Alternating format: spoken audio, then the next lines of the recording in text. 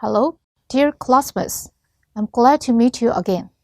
In today's lecture, I'm going to focus on two concepts, denotation and connotation. This lecture consists of 4 parts. In the first place, I will give a brief introduction of denotation and connotation. In the following 3 parts, I will mainly talk about the use of connotations, since this plays a bigger role in deciding which word should be chosen for a contest. To use words correctly, we must be aware of their denotations and connotations. Let's come to Part 1, Introduction of Denotation and Connotation. The denotation of a word refers to its dictionary meaning, namely the literal meaning, which is to be found in the dictionary. When we come across an unfamiliar word, we look up the dictionary to find its meaning. This meaning is its denotative meaning. A typical example is the meaning of the word home. According to Collins Cobilde, home is explained as the house or flat where someone lives. This is its denotative meaning. Denotation is neutral in the sense that there are no positive or negative feelings generated in the person's mind. Connotation refers to the implied meaning or association of a word or phrase apart from the thing it explicitly identifies. A connotation can be positive or negative. For example, the connotative meaning of the word home refers to feelings of security, happiness, comfort, family, and so on. To sum up, denotations are neutral and objective, while connotations are subjective and personal. When we write, we need to consider words for their denotative as well as their connotative meanings so that we can express ourselves more accurately. For example, when we write, "There's no place like home," usually we do not refer to the residence, the denotative meaning of home. Rather, we are trying to evoke feelings of comfort and happiness that a family brings to a person. All these meanings are the connotative meanings of the word home. One more important characteristic of denotation is its limiting yet more descriptive nature. If we are going to define what a chair is, we will most likely write like the following. It is a piece of furniture. It usually has a back part for support when a person tries to fall back while sitting. It also has a base to sit on and 4 legs to support the furniture itself. This definition is an objective description, what most chairs share. On the contrary, connotation is an emotional input attached to a word. If we are asked about the connotation of the word chair, we can express in a variety of ways. We may show our excitement of finding a chair to sit upon after working for several hours. We may show our irritation by giving a negative remark, "Stupid chair," because we tripped over it while we were working inside the classroom at night when the lights were out. In such cases, a chair is now simply a piece of furniture, but it carries out feelings of some kind. In the following parts, I will give an in-depth analysis of connotations to help you better understand them. What kinds of feelings or emotions do connotations express? That's what we will handle in Part 2, Types of Connotations. Connotations can be divided into 3 types. The first type is positive connotations. It means a word's connotation implies positive emotions and associations.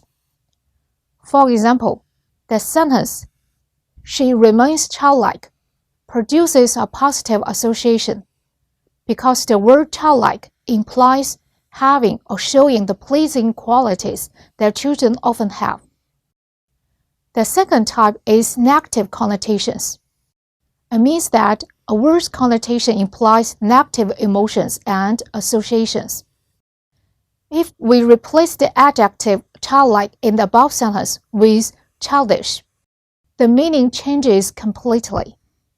Though both childlike and childish mean resembling and suggesting a child, childish has a negative connotation, meaning showing unpleasant qualities a child has, such as silly or naive. The third type is neutral connotations. The words of this type convey a neutral attitude regarding the subjects they are referring to and have no emotional or any form of association with it. For example, when speaking about a pet, the word dog has a neutral connotation, but the word mutt has a negative connotation because it means an inferior dog or dog of mixed breed. And the word purebred has a positive connotation, and it emphasizes that the dog is from a recognized breed without mixture of other blood over generations. Here are some words used to describe a person's figure. Their denotations are basically the same. They all mean lacking excess flesh. How about their connotations? Can you categorize them? Look at these words: slim, skinny, slender, and thin. Among them, thin is neutral. Slim and slender are positive, since they mean attractively thin. On the other hand, skinny is negative, because it means that a person is extremely thin, often in an unattractive way. If you intend to compliment someone about her figure, use slim or slender. If you use skinny, it is not a compliment at all. Connotations are affected by several factors. In the following parts, I would like to elaborate on these factors. Let's discuss connotations in different cultural contexts. Culture, which has a great influence on a connotation, is an important factor that cannot be ignored during the formation of a word's meaning. A word may take on the same denotation, but different connotations in different cultures.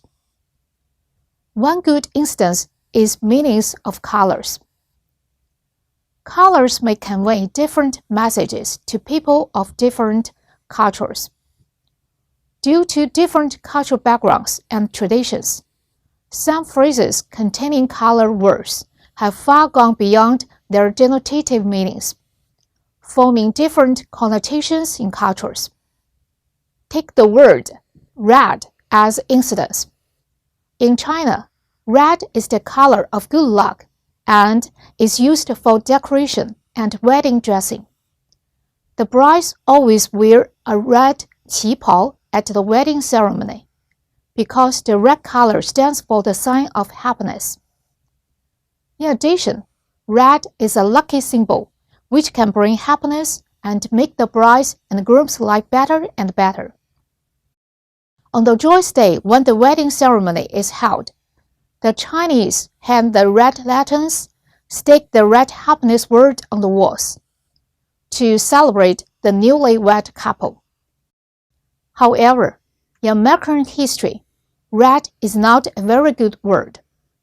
It is the association of the fire, blood, and it symbolizes cruelty, war, violence, revolution, and etc. Some Westerners take red as an evil omen, or red for danger, stemming from the spirits of bullfighters.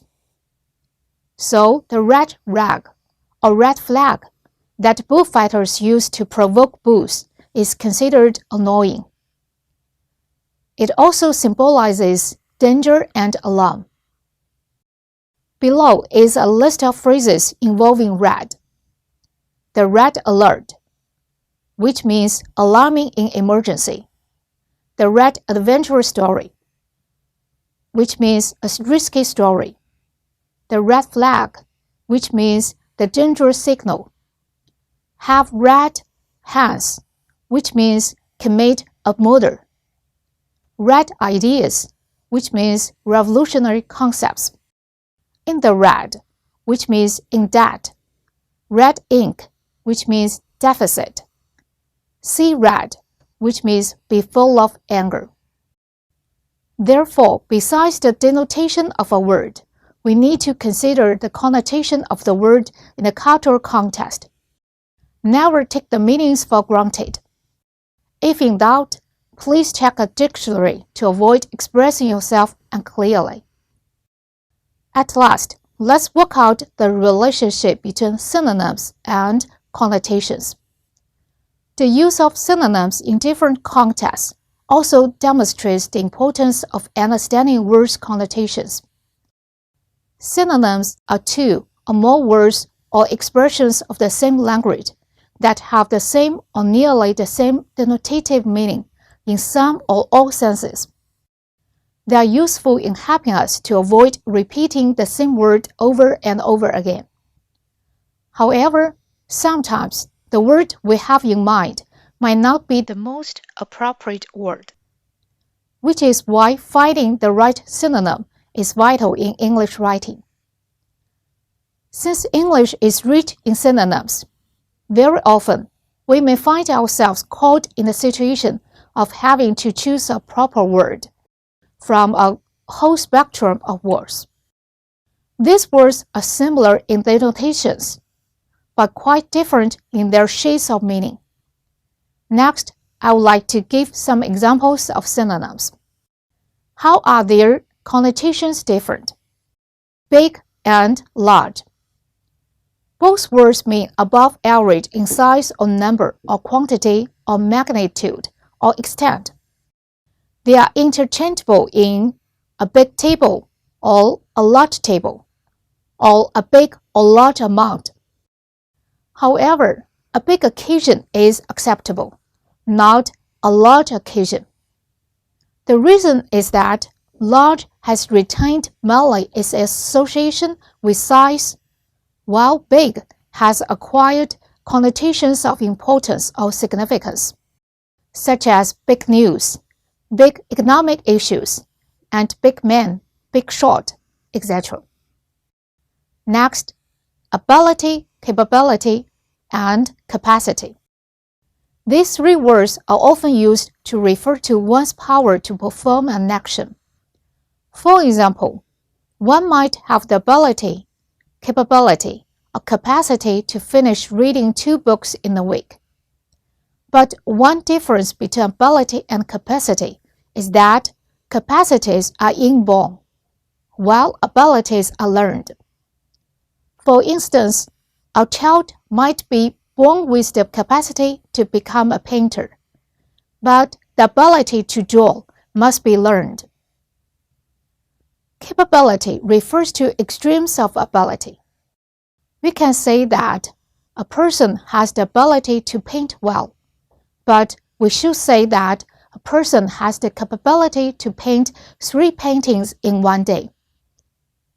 Besides, capacity is used to relate to volumes and quantities of something. For example, in the phrase, a container with a maximum capacity of 200 gallons of water. Capacity refers to the quantity of water a container can hold.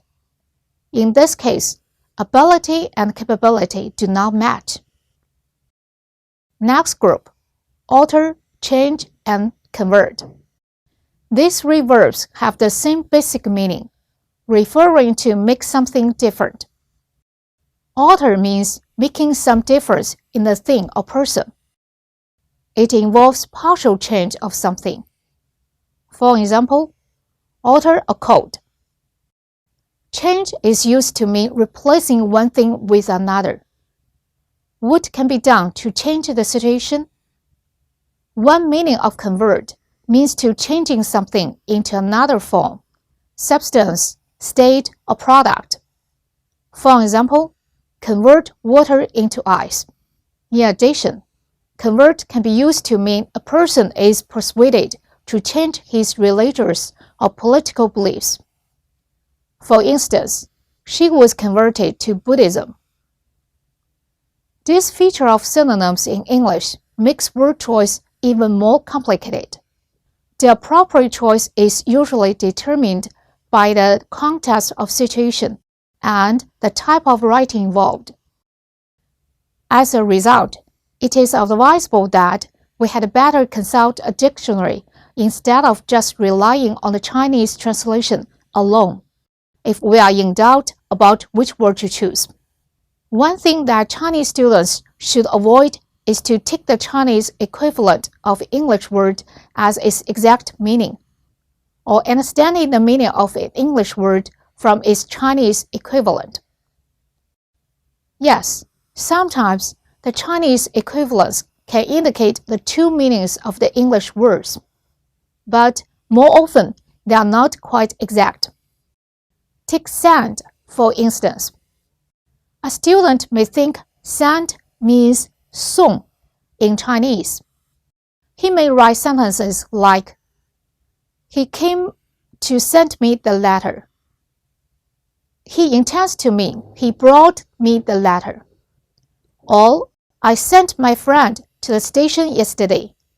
He intends to mean that I went to the station with my friend to see him off. Are they correct? In fact, to send means to cause or order to be taken, directed or transmitted to another place. If a person sends something to a place, he asks someone else to take it there, and this person does not go to the place himself. On the other hand, even if English words may seem to have the same denotations in terms of Chinese translations, they are not necessarily synonyms. Except and besides are translated in the same way, 除了, but they are opposite in meaning. Except means not including, but besides means in addition to, or making an additional point. In this part, we learned the meanings of two terms, denotations and connotations. Denotation is the literal meaning of a word, as is shown in a dictionary, while connotation is the implied meaning of a word, more related to what the word suggests to a person. As is mentioned above, we need to be aware that our choice of one word over a similar one can influence our readers consciously or unconsciously. We try to make readers feel the way we want them to feel through connotations of a word. Therefore, the more we can develop a sense of connotation, the better we can convey our meanings to our readers.